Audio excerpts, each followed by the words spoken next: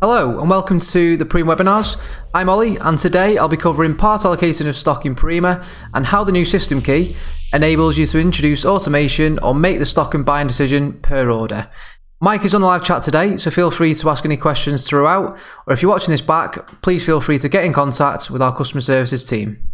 Now, within your Prima database, your database by default will be set up to allocate stock where the full quantity is available. Where the part quantity is available, so if you've got, say, a quantity of 5 on an order and you've only got 3 in stock, you can part allocate the stock from your purchasing screen, otherwise known as your requirements list, which to do that, if I just switch on to my live screen, as you can see here, I've got a scenario whereby I've authorised a sales order for a quantity of 10 of an item. However, in my stock available, I've only got 5 available there. If I wanted to part allocate and give 5 to this order and order the other 5 in, I do have the option at the very bottom here to part allocate. Now that would be for a per line / per order basis, and you also have the same option within the actual stock product itself.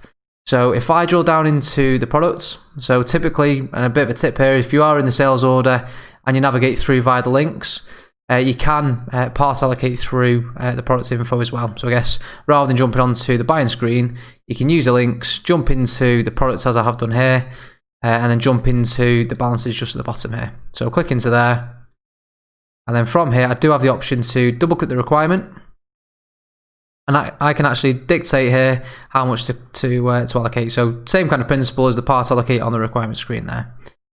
In terms of introducing an automated aspect to this routine, so if you're constantly part allocating stock and you're wanting the system to actually make that decision for you, then what you can do is in your administration, so if I just switch screens there, bring that over, and within system keys and sales system keys, there's a section here that says allow sales lines to be partially allocated if not enough stock on authorization. So effectively all that means is this item here that's gone into our requirements list, it will allow us to part allocate the 5 by default. So rather than me coming into here, hitting part allocate, hitting OK, and then as you can see then the quantities in here will say, right, there's only 5 outstanding now because 5 has been allocated. By having that system key set to yes, that'll then allow you to automatically allocate the part allocated stuff, if that makes sense. So that's everything for today. Thank you for your time. If you've got any questions at all, feel free to ask away.